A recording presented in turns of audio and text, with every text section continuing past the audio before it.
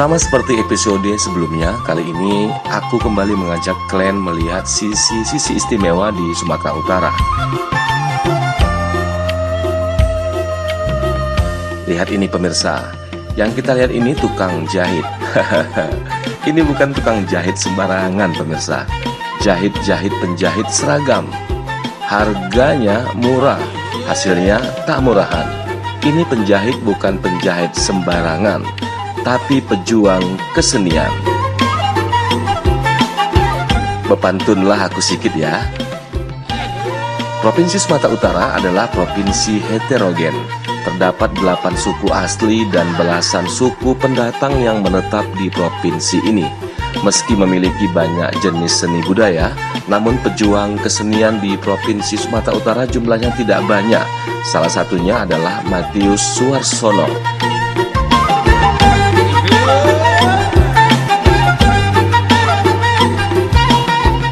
Pria kelahiran tahun 1965 ini lahir dan besar di Yogyakarta. Menyelesaikan pendidikan formal di jurusan seni tari di Fakultas Seni Pertunjukan ISI Yogyakarta tahun 1994. Tapi sejak tahun 1997 dirinya hijrah dan bergabung dengan kawan-kawan pekerja seni di Medan dan mulai lebih intensif menggeluti aktivitas bidang seni tari, teater, dan sastra.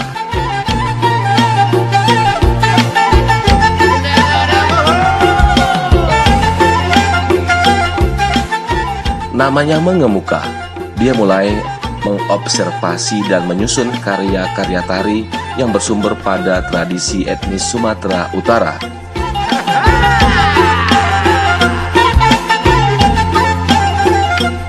Karena perhatiannya terhadap tradisi dan etnis, ia pernah memperoleh penghargaan profesionalitas bidang seni budaya oleh Pusat Latihan Opera Bata atau PLOT dengan gelar Ompu Datu Pinasindar Tuan Warsono.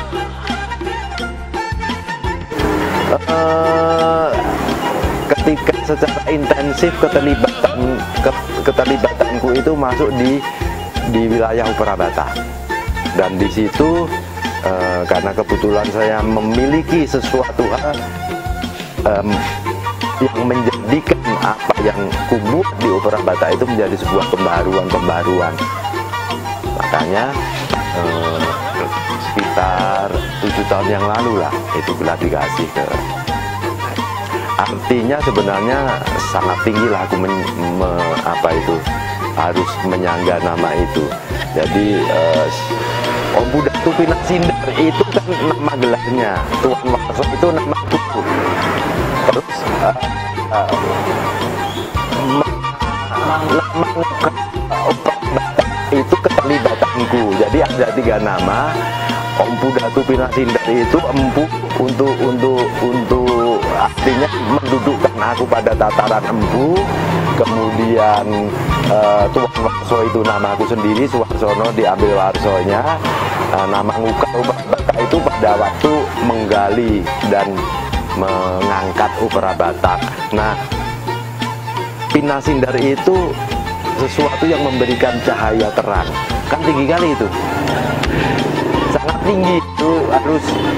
Memang kita harus menjadi orang yang pantas untuk dan itu tidak ringan, agak berat, karena seseorang bisa memberikan terang, cahaya, jalan itu kan bukan orang sembarangan. Dan ya saya kan masih orang biasa, hanya bisa berusaha untuk mencapai tataran itu.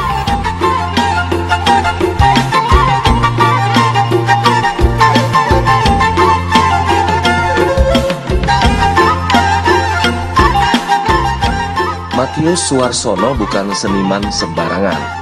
Karena keahlian koreografinya, lelaki gaya ini sudah berkeliling sejumlah negara di dunia, terlibat misi kesenian di Amerika dan Eropa.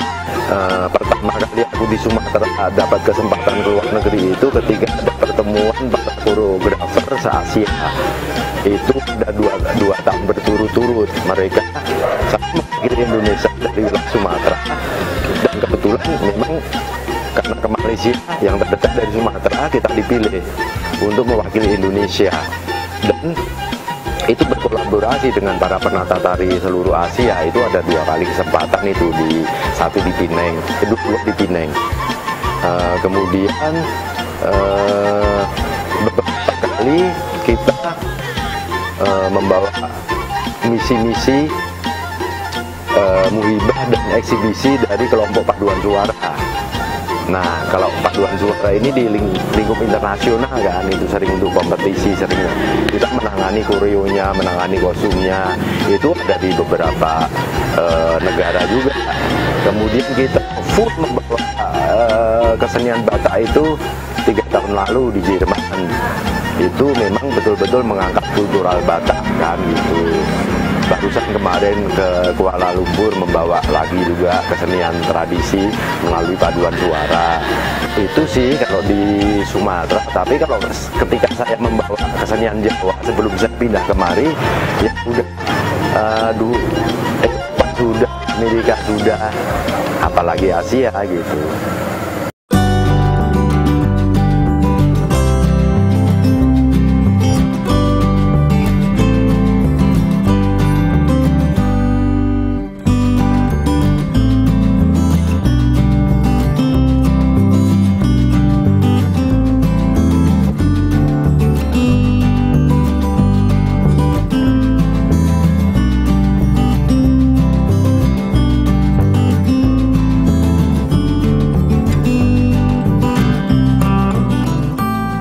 Dirinya begitu mencintai kesenian hingga akhirnya menjadikan rumahnya menjadi sanggar Balai Marojohan yang menjadi tempat untuk menggelar berbagai kegiatan pentas seni dan seminar yang diikuti oleh beberapa komunitas lain di Medan.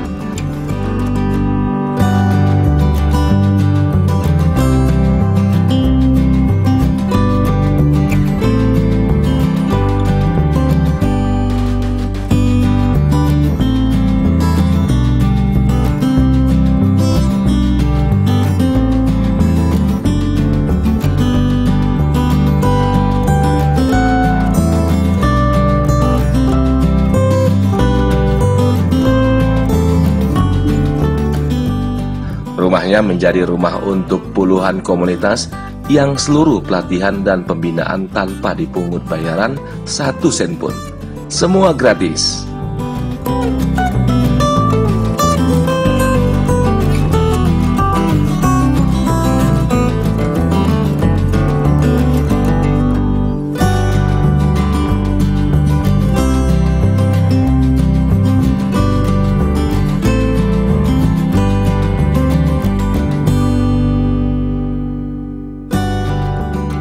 Ketika awal datang kemari di tahun 97, yang kulakukan adalah mencoba membangun segmen tari kontemporer. Itu sampai di wilayah Sumatera, terutama ya Sumatera, aku dikenal sebagai koreografer kontemporer. Memang ketertarikanku terhadap etnis tempatan sini itu begitu aku datang memang sudah tertarik ya, sehingga aku perlu waktu untuk belajar. Setiap tempat yang aku datangi itu aku coba bertanya tentang banyak hal, tentang keseniannya, tentang kebudayaannya, dalam upaya pembelajaran diri itu. Nah, setelah saya merasa bahwa mencukupi untuk bisa berkontribusi dengan membuat banyak karya yang berangkat dari etnis lokal sini, baru aku mulai. Kalau sebenarnya secara sporadis komunitas kita ini sudah terbangun sejak kedatangan di Medan. Sejak kedatangan di Medan tahun 97 itu, sambil bermain-main dengan genre kontemporer, saya selalu belajar dan mengamati, Mbak Yos. Kemudian makin inta di etnis. Baru di tahun 2012 lah saya dirikan Balai Marojohan ini untuk sebenarnya menyatukan banyak kelompok. Dulu ada Arset Teater, ada Sanggar Sri Dumaris, ada Sanggar Semilir, ada Nadiku Kreatif Musik. Ini kenapa harus terpetak-petak, jadikan satu aja semua dengan wadah Balai Marojohan.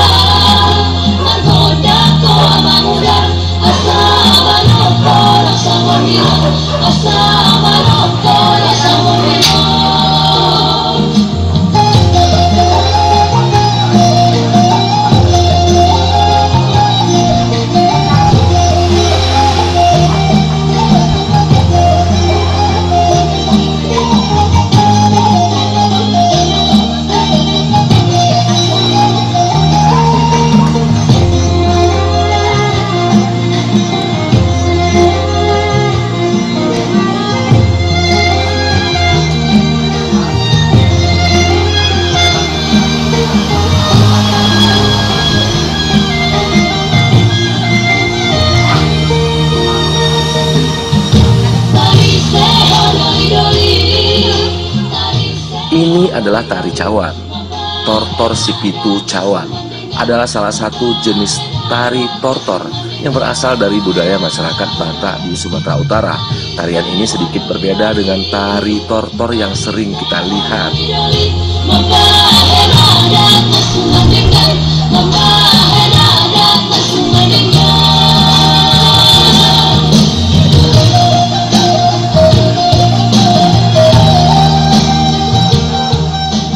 Tari tortor Sipitu Cawan ini biasanya dibawakan oleh para penari wanita dengan membawa beberapa cawan yang ditaruh di bagian badan sebagai ciri khas dan properti menarinya.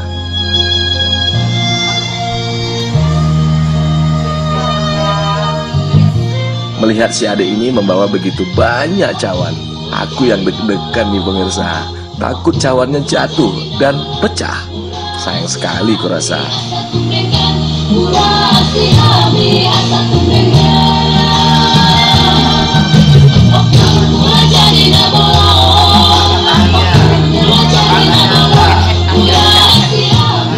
Tarian ini tergolong tarian sakral dan hanya ditampilkan di acara-acara tertentu saja. Selain kesakralannya, tarian ini memiliki gerakan yang sangat unik dan cukup sulit sehingga tidak bisa dilakukan oleh sembarangan penari.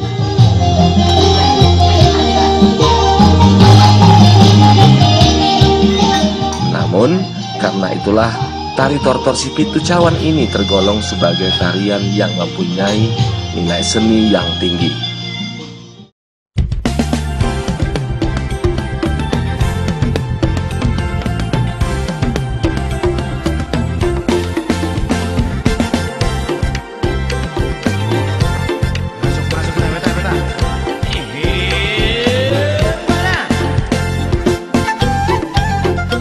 Di Bali Marojohan, komunitas yang bergabung bisa belajar apa saja.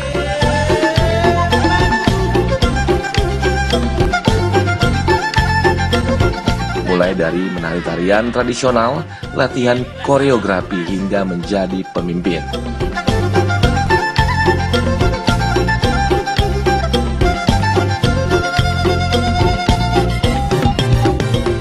Generasi muda binaannya pun telah malang melintang, mentas di mana-mana. Namun bagi Matius, pembinaan kesenian di Sumatera Utara bukanlah pekerjaan mudah.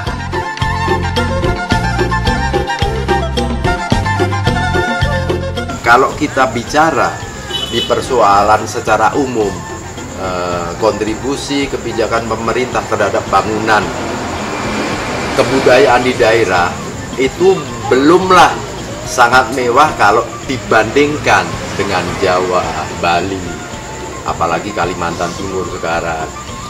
Di Medan, Sumatera Utara itu belumlah semewah itu. Baik swasta maupun pemerintah sampai sekarang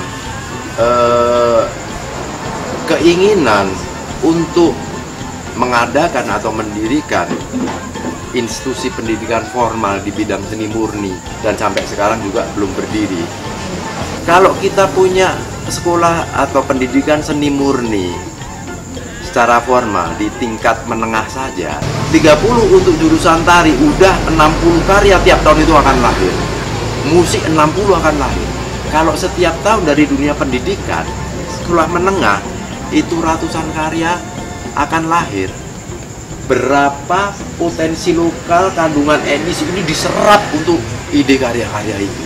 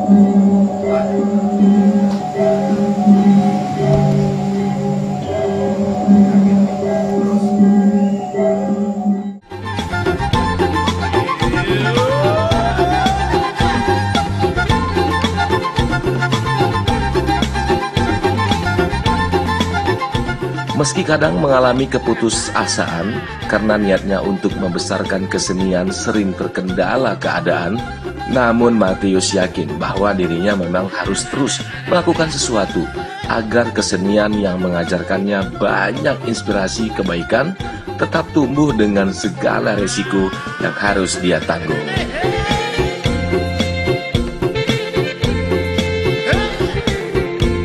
Karena bagaimana juga saya tidak berharap mulu. Saya hanya berkontribusi semampu saya lakukan dalam aspek apapun. Jadi sama sekali tidak ingin menjadi seorang pahlawan pejuang. Enggak. Saya nggak mau konyol. Artinya apa yang bisa aku sumbangkan? Apa punyaku yang bisa aku berikan? Aku orang seni budaya, aku orang kesenian, aku pelaku seni, apa yang bisa aku berikan? Ketika daging dan darahku ini dihidupi oleh kesenian, aku punya tanggung jawab moral juga menghidupi kesenian itu sendiri. Itu prinsip yang sangat sederhana, Kak. Itu yang aku jalani. Bagi saya pribadi, sebenarnya hanya mencoba memahami misteri ilahi, misteri Tuhan. Untuk apa sih aku didatangkan di dunia ini? Aku harus memahami, aku harus mencoba mencari untuk apa sih aku dilahirkan, di mana posisiku, di mana aku didudukkan, di mana manfaatku itu untuk alam, untuk kawan, untuk keluarga, untuk semua. Itu walaupun nggak gampang, tapi aku berusaha terus memahami itu.